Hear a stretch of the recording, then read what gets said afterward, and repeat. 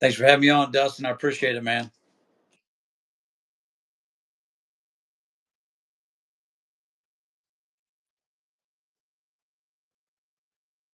Your thoughts were in going into that game and how you played. Our guys just came out enthused, fired up. We had a tough loss against Vegas the week before.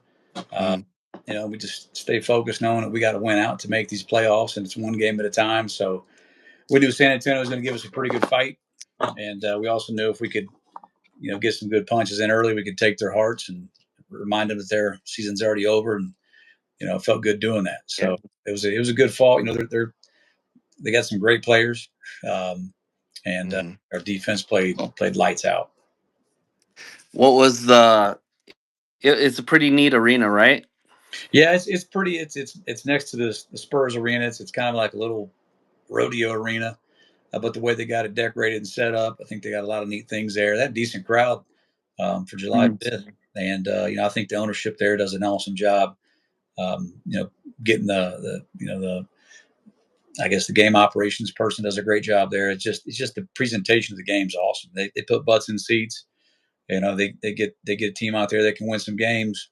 I think they can do some big things.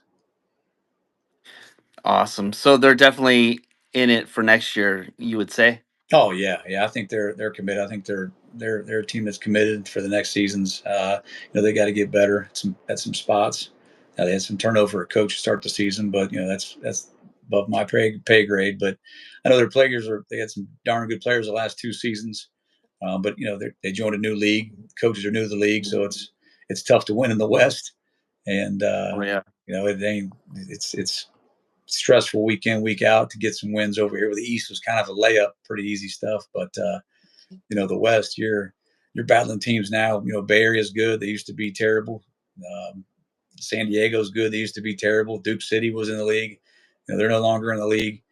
So you got Vegas struggled early. So now you got teams. The West is full of teams that can Mhm. compete and can win any given weekend. And it's a battle. I mean, the East is the same way like that as well. You got playing Quad Cities dominating. Green Bay's been playing well. Tulsa was good when TJ was there. They may still be us out with the quarterback they just signed. So Mass is on fire in Jacksonville. So I mean, you got parity throughout the league, which is pretty awesome. Just seeing each team week in week out play. It's going to be a situation when it comes championship time is who's hot at the right time.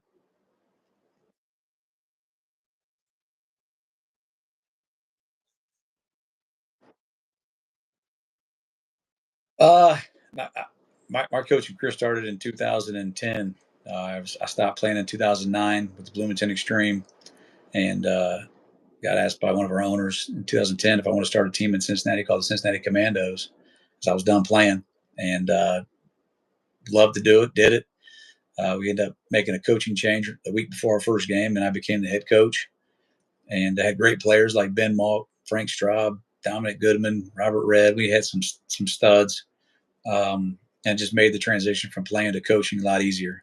Having those guys that could play at a high level helped me out as a coach, a young coach. Um, Mhm. and since then it's been 15, 16 seasons of this, and never thought it'd be that way. But I've been blessed and lucky to do these things for a while, and um, continue to do it as long as my family allows me, and um, logistics make sense.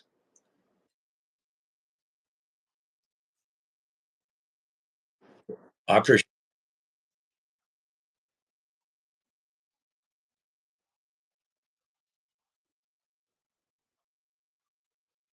And But two of those wins were against your Rattlers, and you're wearing Rattler. I yes. So let's talk about that game. You guys were down 34-9, third quarter. Did you ever give up hope, or you knew? How did you make that comeback? We had them right where we wanted them. We did. That was the game plan, to get down by that much that late in the game, and just no, absolutely not. It was not the game plan. I looked up the scoreboard Yeah. and was like, "You got to be kidding me!" Because we had Mm, stuff open, we were missing throws. We needed something to spark us. I'll give the credit to James Williams, who just came in on defense and just made a huge interception and just kind of sparked the team. And it was it was an awesome event. But again, it didn't even come to play in my mind that we were going to come back and make the comeback. Our guys just started believing. I was over there bitching and complaining. These guys were pulling together and fixing the adjustments, and but it was a sight to see the guys, win in their sails, perk up, make the adjustments we need, and just pull the win. Mhm. Again, not to get it done in regulation kind of was a letdown because we only had to get 3 yards and only got 2 and got stopped behind. But Yeah, that was crazy. but it was it was one of those surreal moments, to get the largest comeback in IFL history, against the Rattlers at Arizona. And Mhm. I mean, it was a good game for the fans to watch, other than the Rattlers losing. Our Sugar Skull fans loved it, but for me, I like those games. No, You have that third quarter win, and you can coast in the fourth, and we haven't had one of them in a long time. mhm. So then it goes to the first overtime, and then both teams scored a touchdown, correct? Yeah, yeah. And No, then first overtime, neither team scored. They got the ball first, we- then we had a turnover. We got the ball and didn't move the ball at all, and our kicker missed the field goal. Second overtime, I think they scored a touchdown. We got the ball first. We scored a touchdown. They got the ball, had it 4th and goal, covered up their initial first 2 reads. Snead makes a great third read, forces it in there, makes a touchdown. Extra point is in. Then they get the first possession in the third overtime and fumble. And then we get the ball. Actually, it's a Mhm. pick. And then we get the ball and drive down to the 3 and kick an extra point, basically, to win it. And he almost missed it. Yeah, Yeah. he almost missed it. Yeah. So, but I mean, if I was kicking that ball, I'd kick to the left field on the ground anyway. So I'm glad I wasn't the one kicking. So, What position did you play when you were playing football? slot receiver, Slot right back, receiver. turner. Yep. Just a slot guy. Just played scared, ran fast I could because I was scared to death. So that made me a couple of steps faster. Hmm. So if you weren't the coach, what would you have been? If you weren't a football coach and a football player, what would you have been in life? Well, either a police officer, um, a phys ed teacher. That was probably the main thing. Phys ed teacher, high school football coach, Mhm. probably. Um, I would like to say I've been a doctor, but that ain't. I can't stand the sight of blood. But No. it'd have been something where I wouldn't be in a factory. I can't sit still. Can't stay in the same place every day. Got to have movement. Um, Mhm. Teaching would have been a tough stretch, but that was kind of what I went to college for. Was to be a teacher, was to special education or physical education. But yeah, I've been very good at 9 to 5 jobs, so I'm blessed to have this job. Doing what I do, going from baseball to football, and then Yeah. I'm coaching. So I've been around. My family's blessed me. Having my back on things, doing the things I've been doing throughout my life and career. So now I got a new great support system doing what I do now. So it's just play year by year, see what's next.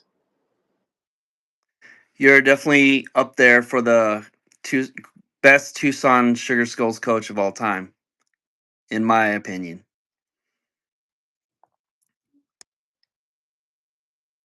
God, can you hear me?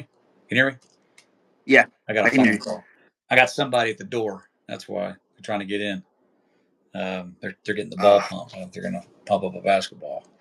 No, there's been great. I don't really look at the best Sugar Skull coach of all time. I mean, other coaches took the teams to playoffs. Won a playoff game. But, yeah. it's to me, it's about being the best coach I can for the year I'm here. So the years that I coach, I'll be the best I can be. Like I said, these last 2 seasons in the West, it's been tough. You got Bay Area's been on top. San Diego, Vegas. You got teams out here that are good that weren't good then that are good now. And so it's a lot more difficult to crack that playoff because you got great players out this league. This is the top Yeah. tier, top league, in the country, and there's great players and coaches in this league now. And so I think you got to get a testament to the coaching staffs of each team. Making week in week out. It's a competitive battle. And then you got great players that either they're big school names or small school names that just step up and are just dominating this league now. Either the rookies or second year guys. Josh Jones of Bay Area out there slinging it, hell of a quarterback. Tomas, probably the most exciting offensive player in this league, who currently just fumbled though at the goal line. San Diego's ball. You did. Yeah, You watching the game? 7-0 San Diego. Kind of got an interest in it for playoff reasons. Yeah. Who do you think's gonna win tonight? Well, who do I want to win? Who do I think's going to win? I think the way San Diego's been playing lately, they're tough to beat. But as a battling for the 4th seed, we want Bay Area to get this win. So but again, San Diego's just pumping on all cylinders recently. Right now. And then you guys play Bay Area next week, right? Or yeah, we got Naz this week, and then we got Bay Area at Yes. home. So it'd be nice to but Bay Area's got to turn around and play Vegas on a short Yeah. Fridays. They play today, they play again on Friday. Mhm. So it's a big game for Bay Area too to win this and kind of secure the number 1 seed, and then maybe rest some guys. But again, it's a long game. They'll figure something out. Bay Area's got the best players in this game for a reason. Mhm. So are you on the expansion committee? Do you have any insight that you're allowed to say, or No, I think I've lost all privileges of doing that stuff. I kind of got shunned from all those meetings. I'm not a fan favorite to the ownerships and stuff like that. So, I get bits and the rumor mill stuff. I used to kind of be. I used to be. It's funny going from the owners meetings to not knowing a thing. I don't even know things here at times. So, but again, it's a different atmosphere. But I just hear what people say. Whether it's South Carolina or an NAL team trying to get in. People assume that the Renegades are coming to the IFL, but no one's heard anything about it. So, but based off their gameplay and how the arena looked, ain't no way they want that in this league. So they got to get. I was going to ask you that. So they would definitely not be a good fit. No, not the appearance, the perception. No, they wouldn't. Especially what this league's trying to do to move forward. We got to our uniforms have got to be on point, game in, game out. We've had teams that haven't been that way. Teams that are now understanding why we have to be on point because there's big movements. The commissioner's doing some big things, trying to get some big things moved in, and right now that to me, my personal opinion, is the Beaumont Renegades do not look the part. They look too semi-pro to be in the IFL. So that's why I don't think that's a true rumor.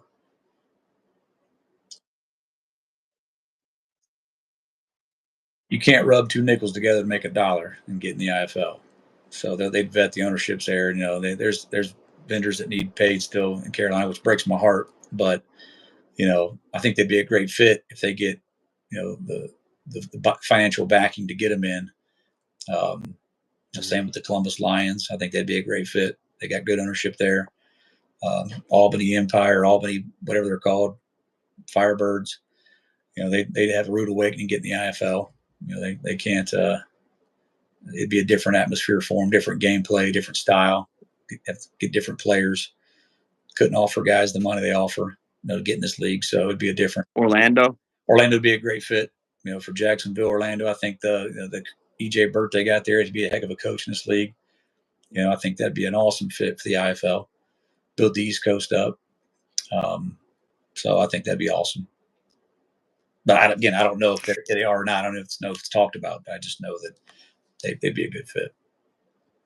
So how come Wichita Falls hasn't come back? They just didn't have the fans, or Well, the owner there, Drew, got out of it because of it just we didn't get the fan backing in Wichita Falls as you would. I mean, if you're not the Cowboys or high school football in Texas, it's hard to get any fans. I mean, same thing for Frisco. Whoever thought of putting a team in Frisco was a complete idiot. Knowing that the Texas Revolution burnt the bridges, the Allen Wranglers burnt the bridges all through there, which I think was a dumb move from the beginning. But what do I know? Same thing with Carolina, Greensboro. They had fans there. That was kind of a dumb move to put a team there as well. But Wichita Falls it's an old oil money town. They're 10 years behind everybody. Like the owner said, Drew told me, he said, this is a great place to live, but a terrible place to visit. And he was right. There's tumbleweeds flowing through the town. I think the iPhone 1 just came out in 2018 up there. It was you had dial-up phones and stuff. So it was a different feel. But if the Wichita Falls Nighthawks were still in existence, we'd still be living there. But we loved the town. We moved there and lived there, created a family. We loved it there. So, but it's just, I don't see them coming back because of it's hard to get butts in seats in places where this isn't the first priority or this isn't the only show in town. Hmm. Surprising, Massachusetts Pirates. They really don't draw a lot of fans, but somehow they keep coming back every year. Well, I mean, Yeah. Jawad does something right up there. He takes care of his guys. He's a good owner. I know they got good partners up there. And a lot of the times it's about your Mm. sponsorships. If your partners outside the field, the stands that are backing you. And Jawad and his dad Hassan do a great job up there. I know they're not the darlings of the IFL. People don't are fond of him at times, but he takes care of his guys. He does things right for the players. Um, and they're always a tough team to beat because they've got some talent on the field. And Tom Manas is a hell of a good coach. Yeah, Tom's a good guy up there now. He's in a good Yeah. situation, so I think they can build a culture and they can. I mean, they'll be around for a while. Jawad's not here to do one time, and Jawad's a guy. He's invested. He's in there 3 or 4 in the morning when I was with him. Gained tons of respect for Jawad and what he does in Mass when I was up there. He's they do a lot of good things. So, are you pretty much leaning towards signing with Tucson next year, or I got one more year that's contract here, so you got 1 year? I'm here. As long as they want me here, I'm here. I want to try to get this team to a championship game in the Tucson Convention Center. I feel Yes. we got a team right now. I feel like we can do it. We got all the parts. We brought in some pieces, um, and it's not where you start; it's where you finish. It's not how you start; it's how you finish. The team that's hot late in the year is going to be the team that wins it, not the team that starts the season hot. So I think we're playing pretty good football right now. Besides my bonehead calls, not kicking the field goal early against Vegas and going for two too early, we're playing pretty good football. I think that's a different game. Mhm. You take the kick. But we got a great Naz team we're playing. Ramon's on fire.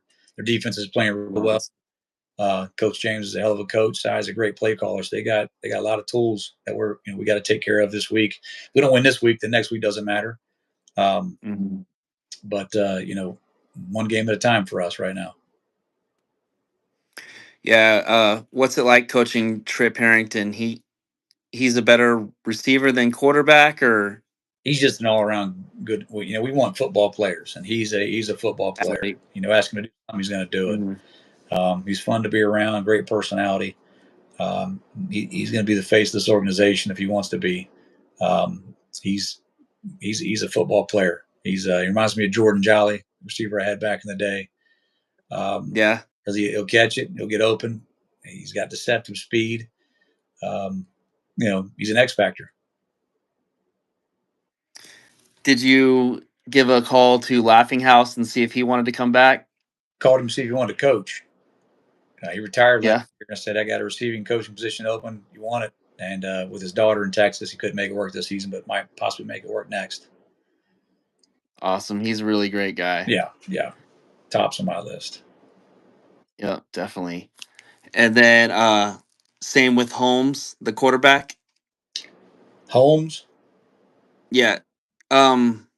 Reyna, Charles McCollum. Charles McCollum. Yeah, Charles is Yeah. tops too. He's here helping us coach now. He's on season-ending IR because of a pec injury to start the season. But he's been awesome with the guys, and they've been picking his brain. He's been working with Jorge, the receivers. Just his knowledge of the game has been great for these young guys. We have Drew Dixon, Jerome Buckner, just picking his brain what he's got, and he meshes well. He's an older guy in the game, so a lot of these guys pick his brain, listen to what he has to say. Um, he's an awesome dude. One of my family's favorites as well as mine.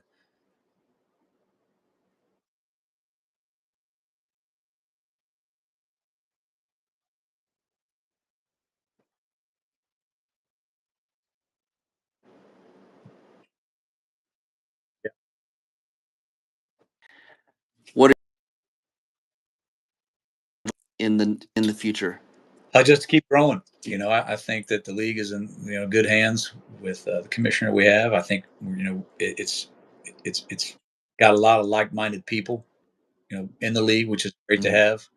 Um, and I think you have to have that to run a successful business, to have a lot of like-minded people within the business to run it successfully. And I think I know the commissioner knows that, and I think a lot of these owners know it too.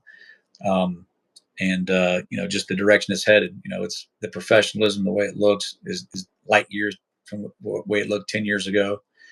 And the ownership knows that they see it.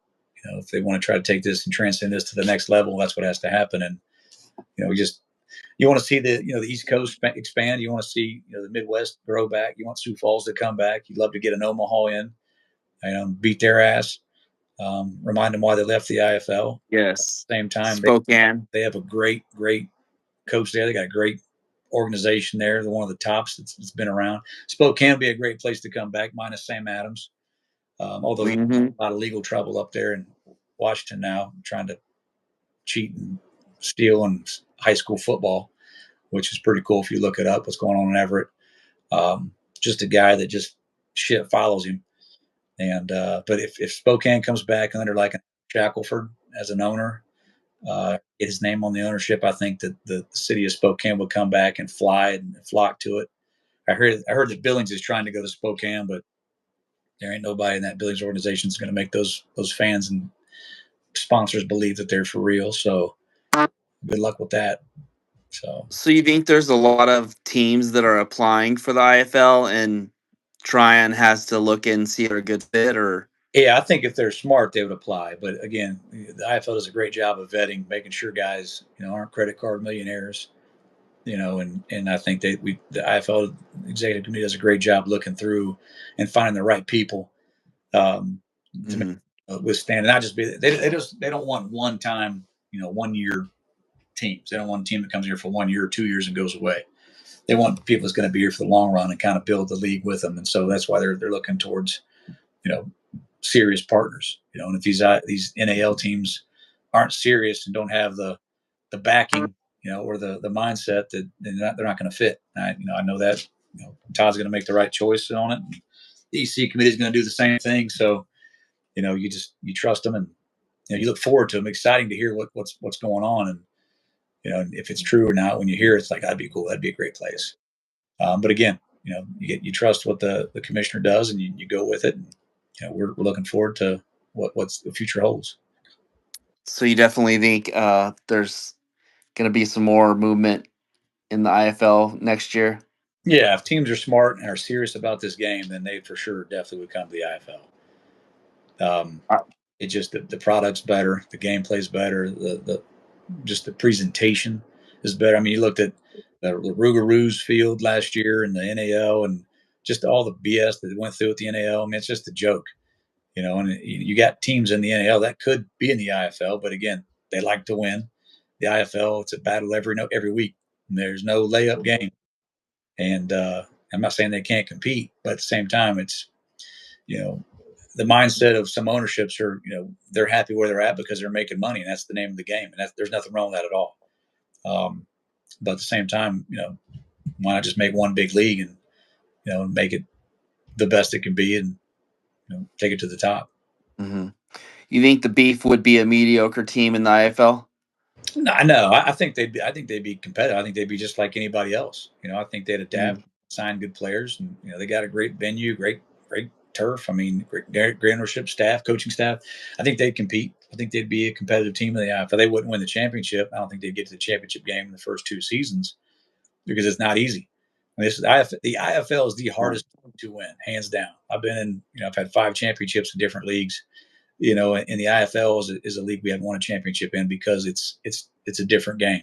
Maybe the rule set's the same in the NAL now, but it's a different game when it comes to coaches. You go to a halftime in the IFL, adjustments are made.